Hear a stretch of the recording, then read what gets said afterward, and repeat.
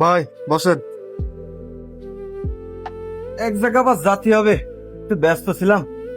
কেবলই তো আসলেন, এক কাপ চা খেয়ে যান। তা দ্রুত বলো। ওই এদিকে আয়।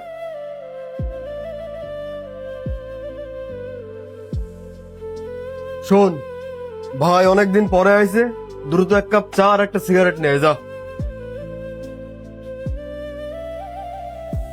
এই তাড়াতাড়ি আসিস। আমার ওস্তাদ এক কাপ চা একটা সিগারেট দিতে গেছে। ও দিচ্ছি, তবে এক কাজ কর, তুই দেওয়ার আগে আমার এই রাস্তার ওই পারে দেয় বিকাশে 5,000 টাকা মেরে দেয়, একটু তাড়াতাড়ি যা তো, যা।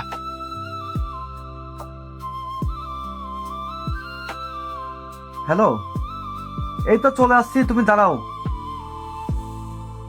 আমি একটু ব্যস্ত হয়েছি, আমাকে বারবার কল দিচ্ছে। বার একটা মিনিট বসেন, চলে আসবেন। চার দোকান অনেক ভিড় থাকে তো।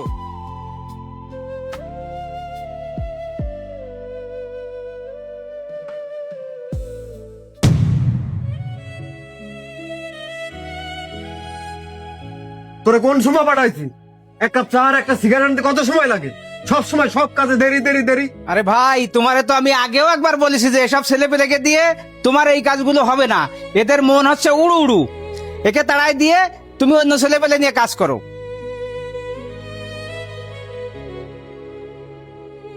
এই বেরো বেরো, তোরে যেন আর কোনোদিন আমার দোকানের সামনে না দেখি।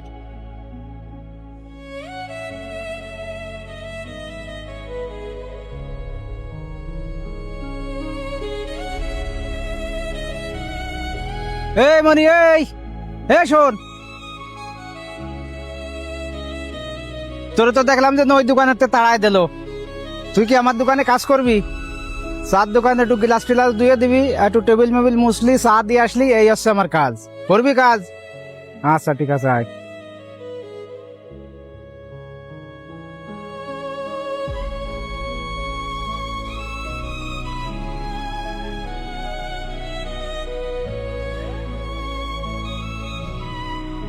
এই হালার পোহালা, গিলাসটা ভেঙে ফেলাই দিলি।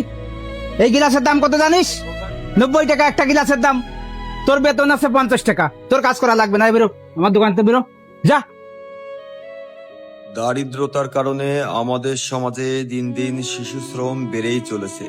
সেই সাথে শিশুদের প্রতি এমন অমানবিক আচরণ মোটেই কাম্য নয়।